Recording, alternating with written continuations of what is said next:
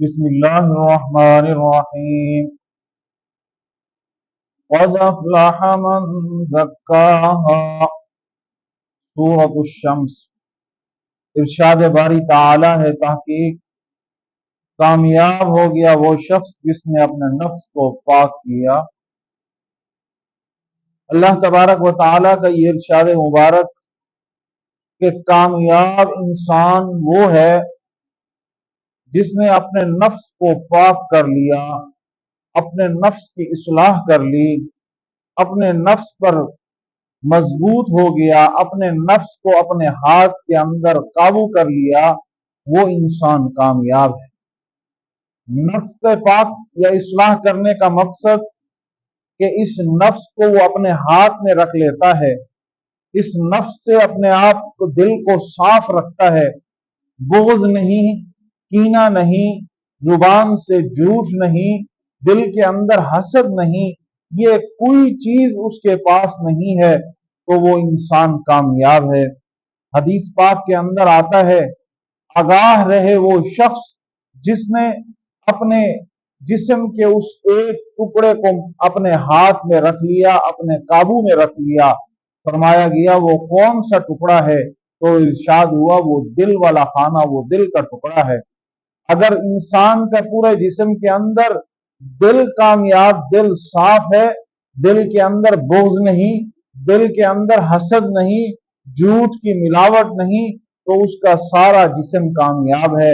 اگر اس کا دل ناکام ہے تو اس کا سارا جسم ناکام ہے۔ تو اس لیے اللہ تبارک و تعالی نے فرمایا کہ کامیاب وہی شخص ہے جو اپنے نفس کو پاک کرتا ہے، جو اپنے نفس کی اصلاح کرتا ہے، اپنے نفس سے خواہشات کو دبا لیتا ہے، خواہشات کو اپنے نفس پر حاوی نہیں ہونے دیتا، بلکہ خواہشات کو اپنے نفس کے نیچے دبا لے گیا ہے، وہ انسان کامیاب ہے۔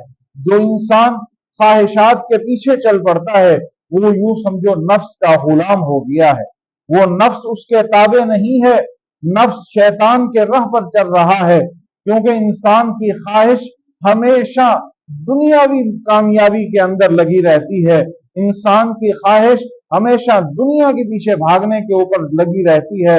حالانکہ اللہ نے فرمایا دنیاوی خواہشات کو پورا کر کے، دنیاوی لذتوں کو پورا کر کے تم اپنے آپ کو کامیاب نہ سمجھو۔ یہ دنیا کی کامیابیاں یہ عارضی ہے، یہ چند گھڑیوں کی ہے۔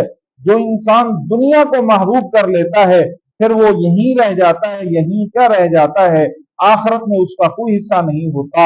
قرآن کہتے ہیں عمل حیات الدنیا، کہ جو انسان دنیا کی زندگی کو پسند کر کے ہمیشہ کی زندگی گمان کر لیتا ہے وہ انسان کامیاب نہیں ہے، وہ انسان ناکام ہے۔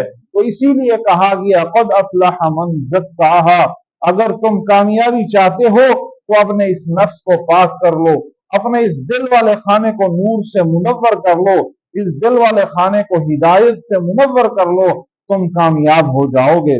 نفس پاک تب ہوگا جب ہم اپنے خواہشات کو دبائیں گے، جب ہم اپنے خواہشات کے پیچھے نہیں چلیں گے بلکہ ہر اس اللہ اور اس کے رسول کے احکام کے مطابق اپنی زندگی چلائیں گے تو ہم کامیاب ہو جائیں گے۔ خواہشات کے پیچھے لگیں گے تو ہم دنیاوی خواہشات، برادری کو دیکھیں گے، اپنے دل کی خواہشوں کو، دنیا کی خواہشوں کو پورا کریں گے، برادری کے رسم و رواج کو مد نظر رکھیں گے، اللہ کے فرمان کو ہم چھوڑ بیٹھیں گے۔ تو اس لیے خواہش پر قابو پانا ہے، اپنی دنیاوی خواہش کو دبا کر اللہ کی فرما برداری کرنی ہے اور نفس کو کامیاب کرنا، پاک کرنا ہے۔ جب نفس پاک ہو جائے گا تو ہم اللہ کے اتنے قریب ہو جائیں گے۔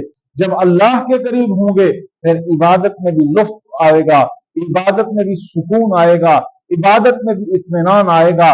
نماز پڑھیں گے دل میں سکون ہے، آنکھوں میں ٹھنڈک ہے۔ نبی علیہ الصلوۃ والسلام نے فرمایا نماز میری آنکھوں کی ٹھنڈک ہے۔ تو جب حضور نبی کریم صلی اللہ علیہ وسلم کی آنکھوں کی ٹھنڈک ہے تو جب ہم نماز پڑھیں تو ہمیں سکون و قرار آئے، وہ تب آئے گا جب ہمارا نفس اور دل والا خانہ پاک و صاف ہوگا، عبادت کرنے کا بھی مزہ آئے گا، اور عبادت کرنے سے انسان کو اطمینان اور سکون آئے گا۔ تو اس لیے سب سے پہلے اپنے نفس کو پاک کرنا ہے اور دنیا اور آخرت میں کامیاب ہونا ہے۔